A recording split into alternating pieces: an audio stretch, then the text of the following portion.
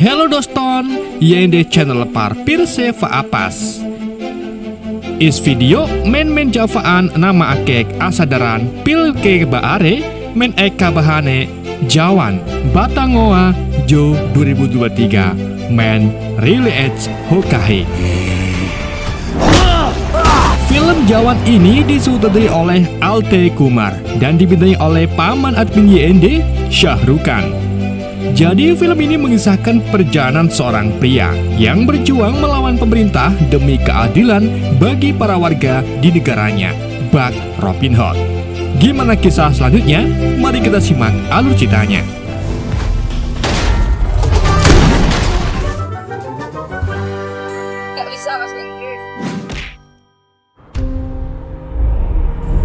Semuanya berawal di sebuah desa suku Laut Timur India, di mana seorang ibu dan anak laki-lakinya yang sedang ngumbai di sungai tiba-tiba menemukan seorang pria yang hanyut di sungai tersebut. Pria itu adalah Vikram Rathore. Keduanya membawa Vikram ke sesepuh desa untuk diobati. Seluruh tubuhnya diperban dan diberi obat-obatan alami seperti tumbukan daun kemangi dan kates. Para warga di sana merawat Vikram hingga berbulan-bulan. Sampai akhirnya sekelompok polisi pemerintah datang dan membantai para warga tanpa adanya alasan.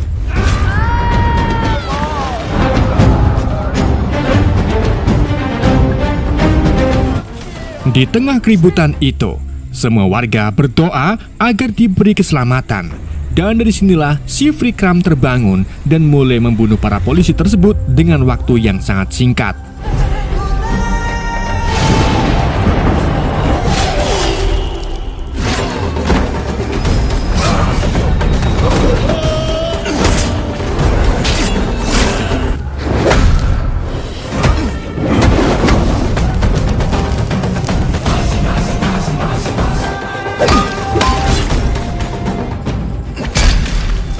Setelah melihat aksi heroiknya itu, anak laki-laki yang menolongnya berjanji jika sudah besar nanti, ia akan mencari tahu siapa Vikram sebenarnya. Karena saat ini, Vikram mengalami hilang ingatan. Scene kemudian berpindah ke 30 tahun kemudian, tepatnya di stasiun kereta di Mumbai, India, di mana 5 wanita bernama Kalki, Helena, Janvi, Eram, dan Laksmi yang membawa seorang gadis bernama Alia saling terhubung melalui alat komunikasi. Sementara itu, pria yang terlihat seperti Vikram mulai masuk ke dalam gerbong kereta bersama penumpang lainnya. Selang tak lama kereta jalan, kelima wanita itu memulai aksinya dengan meretas sistem kereta dan membajak kereta tersebut. Pembajakan ini membuat semua penumpang panik bahagia karena mereka membawa senjata dan bahkan mengarahkannya ke para penumpang. Salah satu penumpang yang kebetulan seorang polisi memberanikan diri untuk melawan dan berhasil menangkap Kalki. Namun tindakannya ini membuat Vikram bangun dan menyerang polisi tersebut. Selain itu, Vikram juga menunjukkan kekejamannya dengan menembak seorang wanita bercadar. Aksinya yang menggemarkan di India membuat pemerintah dan petugas NSG yaitu Narmada Rai mendatangi pusat informasi stasiun untuk membuat negosiasi dengan Vikram. Tapi Vikram malah memutar lagu dan menyuruh mereka agar membawa Menteri Pertanian tepat sebelum lagu itu selesai. Atau jika tidak, maka para penumpang di sini akan mereka bunuh. Sebisa mungkin mereka pun mendatangkan Menteri Pertanian tersebut. Setelah Menteri Pertanian datang, Vikram mulai membahas tentang tahun-tahun sebelumnya, di mana 10.281 petani meninggal akibat bunuh diri. Ternyata hal itu dikarenakan mereka diliputi kemiskinan dan naiknya harga peralatan seperti traktor dan obat anti tomcat. Untuk memperbaiki semua ini, Vikram kemudian meminta sejumlah uang sebesar 40.000 juta rupiah. Namun sayangnya si menteri tak bisa menyanggupi uang sebanyak itu. Vikram lalu meminta si menteri agar berhutang ke seorang pengusaha kaya raya. Dan di saat itulah Vikram mengambil kesempatan untuk mengancam anak dari pedagang senjata global yang kebetulan ada di gerbong itu juga. Dia adalah Alia, anak dari Kale Gaikwad. Mengetahui kalau putri kesayangannya terancam, Kale pun langsung mengirim sejumlah uang yang diminta oleh Vikram. Melihat kekejaman yang dilakukan oleh Vikram, Alia pun menanyakan motif apa dari semua ini kepada Vikram. Vikram pun menjelaskan kalau uang sebanyak itu nantinya akan ia bagikan ke 700.000 petani miskin di negaranya. Tidak cuma itu, Vikram juga menceritakan tentang ayah Kalki yang jadi salah satu korban petani bunuh diri. Di mana pada saat itu, ayah Kalki yang punya hutang ditagih oleh debt collector dan dipermalukan di depan banyak orang. Setelah perlakuan tersebut, sang ayah tetap tegar dan bahkan bersemangat mengantar Kalki yang sedang mengikuti ujian sekolah. Namun begitu Kalki masuk, ia tak sengaja melihat berita di koran jika ada anggota keluarga petani yang bunuh diri, maka akan mendapatkan uang santunan sebesar 2 lakh rupiah atau sama dengan sekitar 37 jutaan. Iya bener. Menyadari tindakan ini sangat cuan meskipun pindah alam, sang ayah pun tak punya pilihan lain dan akhirnya mengakhiri hidupnya.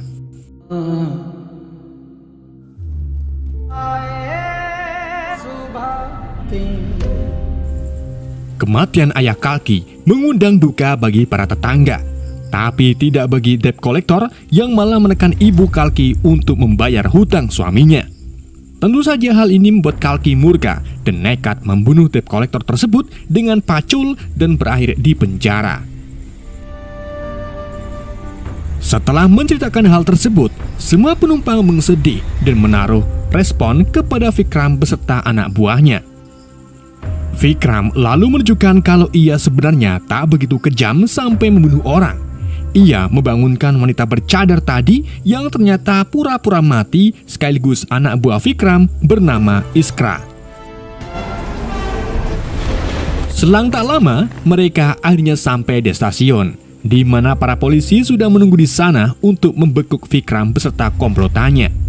Tapi saat semua penumpang turun dari kereta, mereka semua memakai topeng yang sama seperti Vikram, sehingga para polisi kewalahan untuk menemukannya. Mereka lalu dikejutkan dengan tembakan dari dalam gerbong. Setelah tembakan mereda, mereka langsung memasuki gerbong tersebut dan ternyata tembakan itu berasal dari boneka manekin. Rupa-rupanya Vikram dan anak buahnya sudah berhasil lolos melalui kerumunan penumpang-penumpang tersebut. Vikram dan anak buahnya lalu membagi semua uang dari menteri ke 700.000 petani di India. Uang tersebut membuat para petani yang kesusahan berubah menjadi bahagia.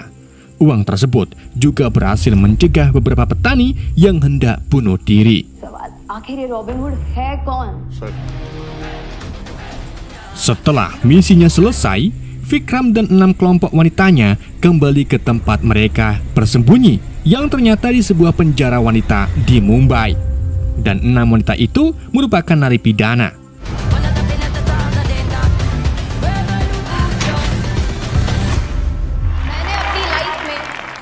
Di hari berikutnya, para napi di sana mengadakan rapat untuk merayakan kemajuan penjara.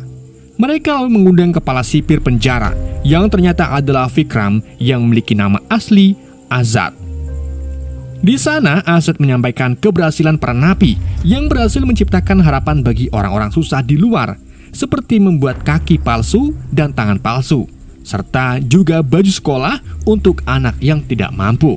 पिछले 8 सालों में लेकिन अपने स्टाइल में Di keesokan harinya lagi, Azad dan ibu angkatnya bernama Kaveri pergi ke rumah wanita yang akan dijodohkan dengan dirinya karena memang kebetulan Azad ini sedang jomblo. Namun dalam pertemuan itu, si wanita ada keperluan mendadak dan digantikan dengan anak gadis dari wanita tersebut yang bernama Suji.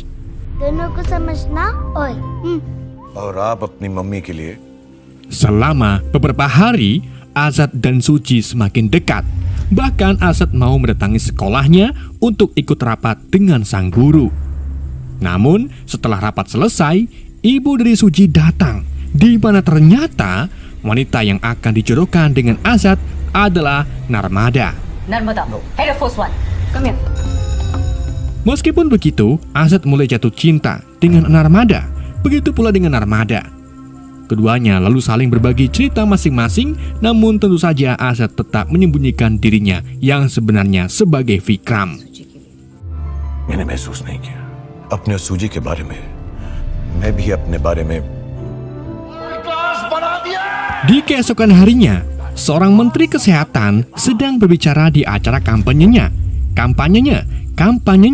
dengan meyakinkan semua orang kalau fasilitas di rumah sakit pemerintah adalah yang terbaik. Padahal nyatanya, puluhan rumah sakit di India sangat-sangat tidak memadai, di mana tabung oksigen, obat-obatan, dan peralatan medis tidak sesuai OJK. Dan bahkan, kelistrikan di sana sering jelek. Sang menteri terus berbicara tentang kebohongan dan bahkan meyakinkan mereka dengan menentang agar ditembak di bagian jantungnya. Dan di saat itulah, Kalki menembak dada sang menteri. Para petugas keamanan lalu manggil ambulan beserta pengawal untuk dibawa ke rumah sakit berbayar. Namun, di tengah jalan, rupa-rupanya tubuh sang menteri tak ada. Sang menteri serta sekretarisnya ternyata diculik oleh Azad dan timnya. Mereka membawa sang menteri ke rumah sakit pemerintah yang sebelumnya dibahas. Di rumah sakit itulah terlihat kalau apa yang dikatakan sang menteri tak sesuai dengan ekspektasi. Azad lalu menyiarkan aksinya itu di TV secara umum dan kembali bernegosiasi dengan Narmada.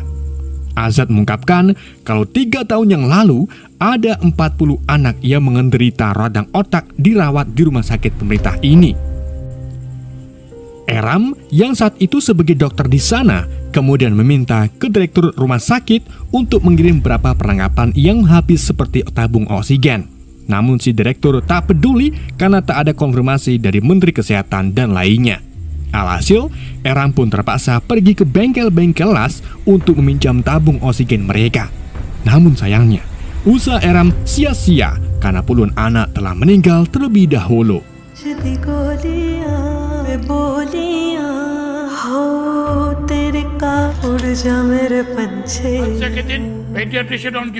Bukannya menyalahkan diri sendiri, pihak pemerintah malah menyalahkan Eram dan menuduh Eram kecanduan narkoba sehingga ia lalai dalam mengurus puluhan anak-anak tersebut.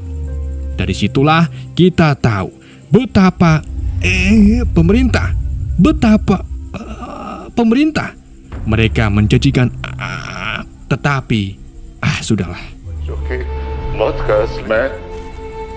Karena kejadian itu, Azad menuntut untuk memperbaiki fasilitas umum rumah sakit pemerintah dalam waktu 5 jam, atau jika tidak, maka nyawa Menteri Kesehatan yang jadi taruhannya. Tanpa pikir panjang, pemerintah pun langsung meningkatkan fasilitas rumah sakit mereka di berbagai wilayah, dan akhirnya usaha pemerintah memperbaiki fasilitas selama 10 tahun bisa terwujud hanya dalam waktu 5 jam saja. Setelah fasilitas rumah sakit sudah ditingkatkan, Azad dan yang lainnya pergi dari tempat itu. Namun sayangnya, mereka dihadang oleh para polisi dan memaksa mereka untuk terlibat tembak-tembakan.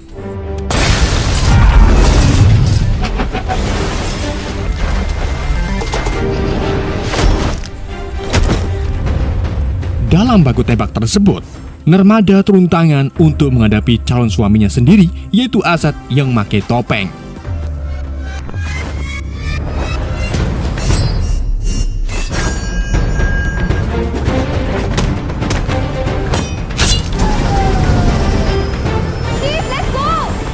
Ketika Azad hendak melarikan diri bersama timnya, Narmada berhasil menarik topeng Azad dan mendapatkan potongan rambutnya.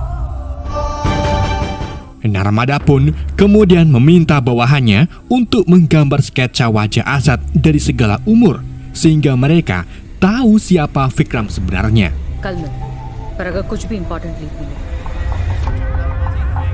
Di hari berikutnya, Narmada yang masih belum tahu identitas Azad kemudian melakukan upacara pernikahan mereka. Singkat cerita, saat keduanya sedang honeymoon, Narmada mendapatkan pesan tentang sketsa orang di balik kejadian sebelumnya dan orang itu sangat mirip dengan Azad. Mengetahui hal ini, Narmada pun langsung marah kepada Azad karena merasa selama ini dibohongi olehnya. Di waktu yang sama, tiba-tiba rumah mereka disergap oleh beberapa orang dan keduanya berhasil diculik oleh adik Kale yang bernama Menis. Keduanya pun disiksa habis-habisan di sebuah gudang oleh anak buah Menis. Sampai akhirnya muncullah pria yang menghabisi anak buah Menis satu persatu.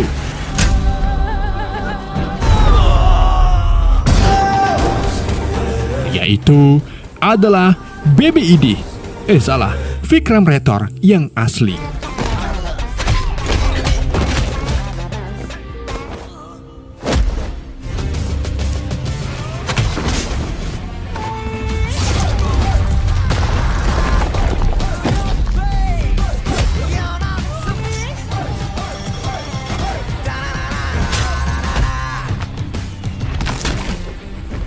Setelah mengalahkan para musuh, Vikram kemudian pergi membawa Azad. Tetapi sebelum itu, Vikram menyempatkan untuk menembaki Menis sampai tewas. Di keesokan harinya, setelah sembuh, Narmada kembali lagi ke kantornya dan ingin tahu lebih banyak tentang Azad serta timnya dengan membuat strategi berpura-pura menjadi narapidana. Narmada juga menitipkan Suji ke rekan kerja terpercayanya yang bernama Irani. Sebelum masuk, Narmada memasang mikrofon di kerah bajunya dan membenturkan kepalanya ke cermin sehingga seolah-olah dia baru saja diinterogasi. Narmada kemudian dimasukkan ke dalam sel yang sama dengan Laksmi, Eram, Iskra, Kalki, Helena, dan Janvi. Melihat Narmada sangat membenci Azad, Laksmi pun akhirnya menceritakan Narmada tentang kisah hidup Azad. Scene kemudian menampilkan tahun 1986, di mana saat itu Vikram merupakan komando di unit operasi khusus Angkatan Darat India dan menikah dengan seorang wanita bernama Aishwarya. Sampai akhirnya di suatu hari, Vikram dan timnya ditugaskan untuk membunuh sekelompok teroris yang sudah membunuh 40 tentara. Setelah mendapatkan perintah, misi pun dilaksanakan. Akan tetapi, dalam pertempuran melawan para teroris, senjata milik Vikram dan yang lainnya tiba-tiba tidak berfungsi atau rusak. Alhasil, banyak tentara yang gugur dalam kerusuhan itu. Namun salah satu tentara rela mengorbankan dirinya dengan membawa bom dan menghadap ke sisi teroris. Seketika itu juga, tentara itu pun terbunuh bersama para teroris tersebut. Setelah kejadian itu, Kale kemudian disidang karena perusahaannya lah yang menyediakan senjata untuk para tentara. Kale mengaku kalau senjata yang dipasok dari perusahaannya berfungsi dengan baik. Mendengar pengakuan Kale, Vikram dengan sengaja menembakkan senapannya ke arah Kale dan ternyata benar tidak berfungsi. Karena hal itu, tentara India pun menggagalkan kontrak dengan perusahaan Kale dan memblacklistnya seumur hidup. Di malam harinya, saat Vikram pulang ke rumahnya, ia dan sang istri tiba-tiba diserang oleh Kale serta anak buahnya.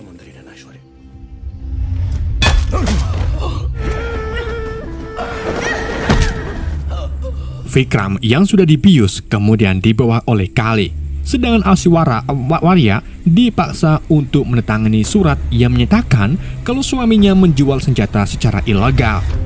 Tentunya, Aishwarya pun menolak untuk menandatanganinya surat tersebut dan nekat membunuh 3 polisi gadungan tersebut.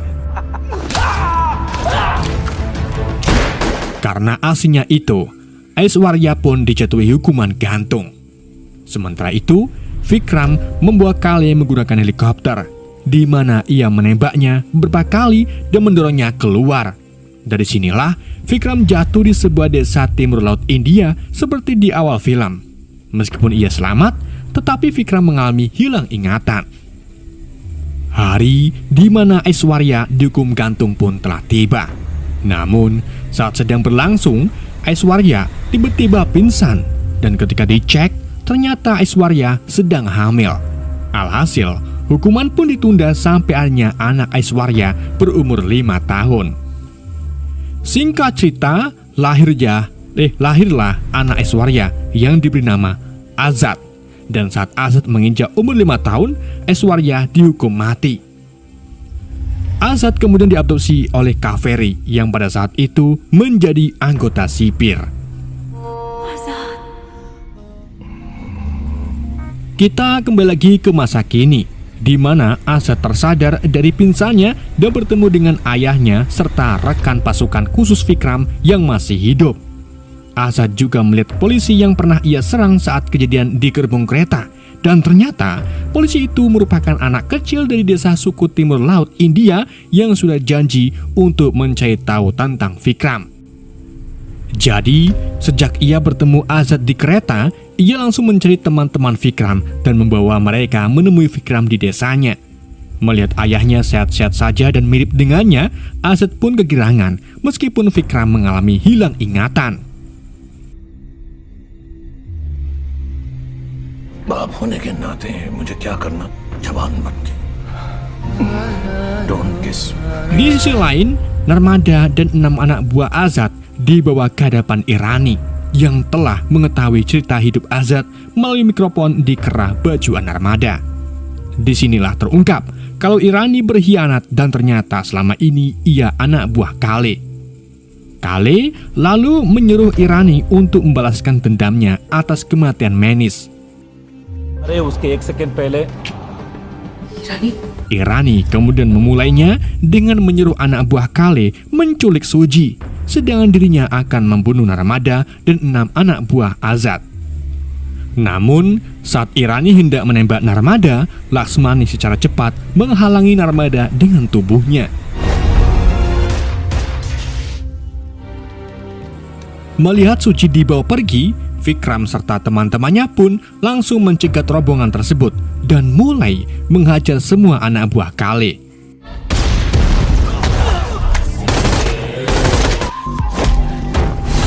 Begitu pula dengan Azad yang pergi ke penjara untuk mengajar Irani beserta teman-temannya.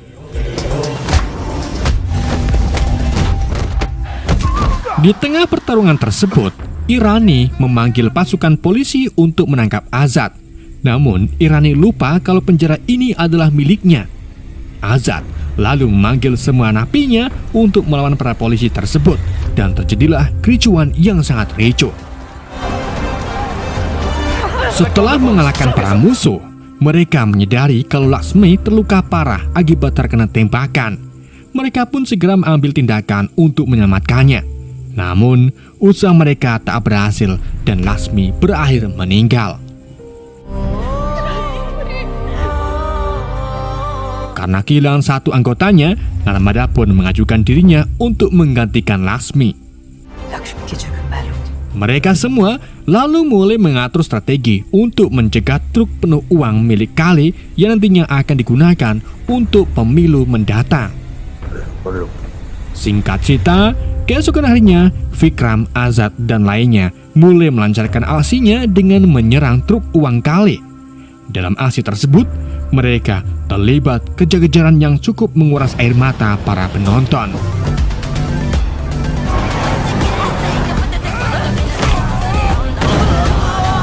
Singkat cerita, setelah Azad berhasil mengambil alih kendali truk, Vikram yang mengendarai motor kemudian pergi ke depan jalan dan mendorong motornya ke arah mobil-mobil anak buah Kale.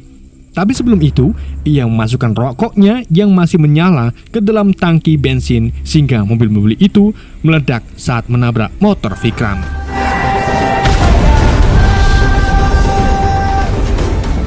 Akan tetapi, semua itu belum selesai, di mana anak buah Kale datang lebih banyak. Vikram pun menyuruh Azad untuk membuat pergi truk tersebut, sedangkan dirinya dan teman-temannya akan mancing anak buah Kale ke sebelah sana.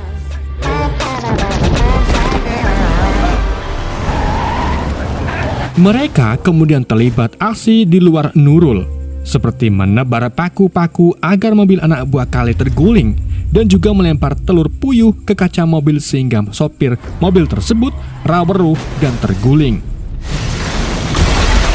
Setelah cukup lama kejar-kejaran, Vikram dan teman-temannya akhirnya tertangkap karena jalannya buntu. Anak buah Kale bernama Murad lalu membawa Vikram ke hadapan Kale.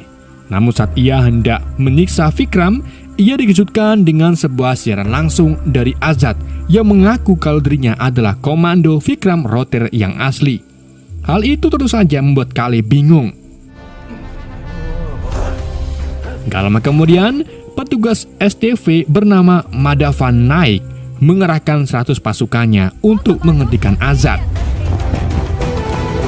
Namun, alih-alih melawan Azad, ternyata mereka malah dihadapkan dengan 6.000 narapidana yang ikut turun tangan sambil membawa senjata.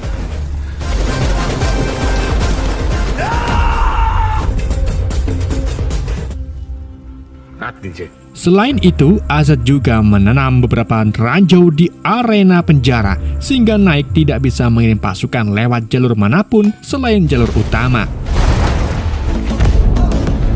Menyadari Azad bukan orang sembarangan, Naik pun memilih untuk bernegosiasi dengan Azad, di mana Azad mengungkapkan kalau ia sudah mencuri mesin semua pemungut suara dan sebagai gantinya, negara harus menutup 53 pabrik yang mencemari air serta udara.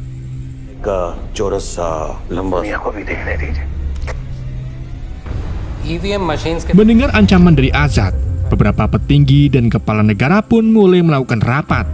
Di sana mereka khawatir karena jika pemilu ditunda, maka ekonomi dan demokrasi di negara mereka terancam. Jadi, mereka pun akhirnya sepakat untuk menutup 53 pabrik yang sudah mencemari air dan di udara di negara mereka.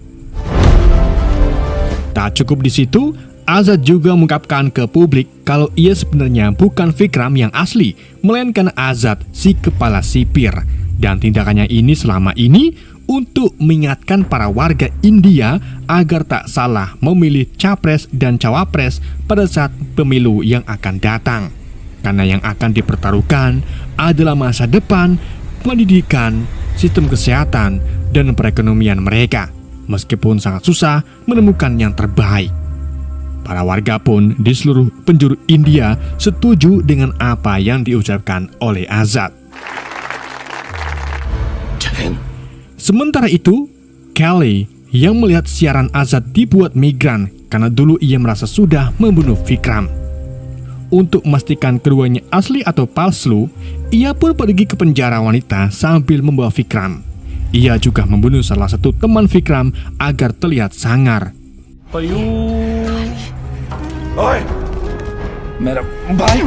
Kale kemudian menanyakan keberadaan truk yang berisikan uangnya ke Azad. Tapi tentu saja Azad menolak memberitahunya. Karena menolak, Kale pun ngeprang membunuh Vikram dengan menggunakan pistolnya. Namun, suara pistol itu mengingatkan Vikram pada saat ia perang melawan para teroris. Di saat itulah, ingatan Vikram sedikit demi sedikit mulai muncul. Vikram lalu kembali bangkit dan mengangkat Kale dengan satu tangan saja, sebelum akhirnya didorong hingga menabrak tembok. Karena kejadian itu, pertempuran antara Azad dan Vikram melawan Kale serta anak buahnya pun terjadi.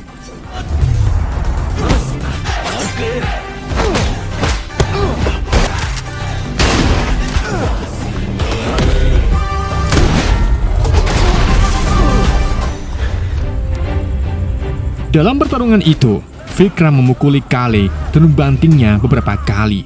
Sampai akhirnya datanglah Murad dan mulai mengajar Vikram.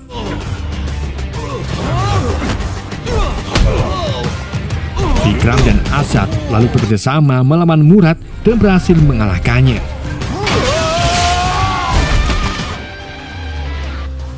Kale yang sudah babak belur kemudian dibawa Vikram ke lokasi eksekusi gantung. Vikram lalu menyuruh anak buahnya untuk menggantung mati Kale sama seperti yang Kale lakukan terhadap istri Vikram.